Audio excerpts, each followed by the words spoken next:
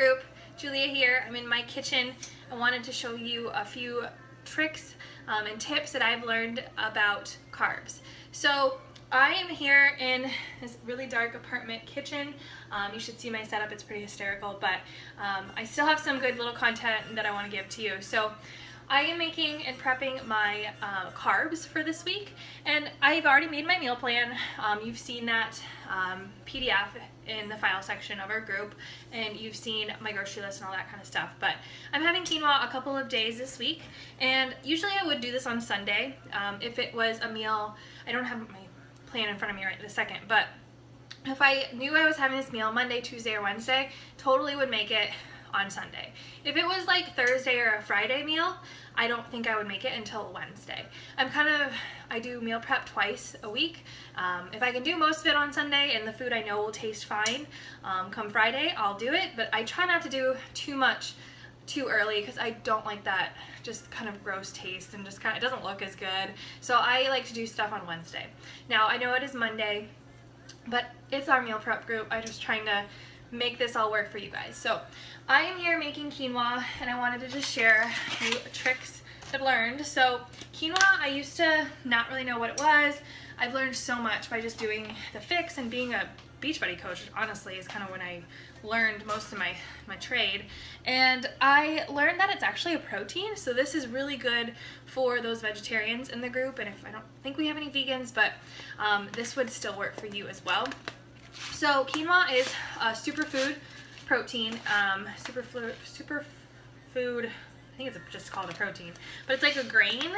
I think it's not actually a grain. It's not like a gluten, it's not gluten or anything like that. So I don't know what the heck it is, but it's good for you and it's a superfood. It's got all of those things that you need, pretty much. I hope there's no nutritionists in the group, and it's gonna make me feel super stupid. Okay, so I am here now cooking it. You guys are all set up on my meal prep boxes, but I have here just a pot boiling with water. I need it to get to boiling. I'm going to add in the quinoa, and then this is super simple. It's not hard to make. All you do is you cook a portion, or what is that called? A proportion. So it's a 2-to-1 ratio. You do 2 cups of water for 1 cup of quinoa, or 4 cups of water for 2 cups of quinoa. For this week, I'm not making very much, so I'm just gonna do 1 cup water and 1/2 cup of quinoa. So I'm actually finishing off this bag. It's a super good brand. I get this from Costco. I like Costco just because you can buy things obviously in bulk. Idea of Costco. But then I also like it because quinoa doesn't really go bad. I've never seen it go bad. So this stuff, you can kind of keep for a while and just put it in your pantry and you have it. Stuff that, you can always just grab real quick, real easy.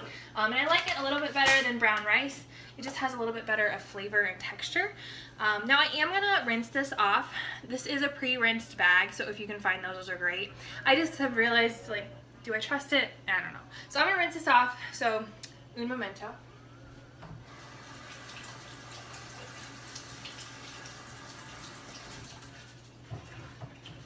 So I don't know where the boyfriend found this strainer, but I love it. It has super little fine holes in it, and then you can just pop it through, and then you can get it in the pot. So I just rinsed it off real quick, and this is super easy. It takes like 25 minutes to get it to once you get it to a boil, then you bring it down to about a simmer, and then it takes about 20 minutes.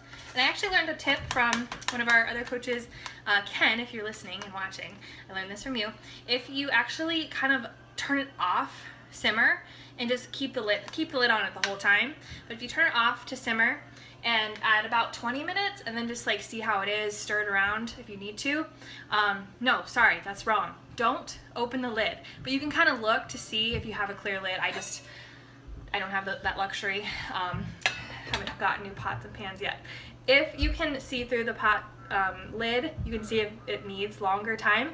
If not, just keep the lid on it, because that's how you keep the moisture in there. And this works too for brown rice. So kind of a cool tip. But then all you do is fluff it up with a fork, and then you can put it in air sealed tight container. And this is super easy. I don't actually I'm not a big fan of doing all my meals per day, every single day. I like to kind of just have it as a batch of, you know, this food in a container, and then in another container have another batch of, say, ground turkey or whole grain rice, and or brown rice, excuse me. I like to then just grab and portion it out as I go. I don't exactly know what I want to eat most of the time. Yes, this week I did do a meal plan, so I could totally use those boxes where they have, you know, portioned out sections, and then I can just put all my meal in there. So hopefully this helps. Quinoa is great too. You can also add in bone broth or any sort of chicken stock, beef stock, anything that comes in those, you know, containers for stock. I don't have any right here with me, but or vegetable broth, stuff like that, and it will actually make the flavor of the quinoa a little bit better. I've actually made tacos out of quinoa and use it as the meat, so that's another good vegetarian option. You just put in the seasoning for taco meat with, just like you would make tacos, but instead of making it with meat, you just use quinoa. So kind of a cool trick there. But I know this is about carbs, so my last little advice with carbs, it's not really how to make them, but just one thing that I've learned too with this whole system of eating and this whole diet plan, and I hate diets and calling them diets, but the 21-day fix I like to say is a diet. It's kind of turned into my lifestyle, but one thing they teach us is try to stop eating carbs around 6 o'clock at night.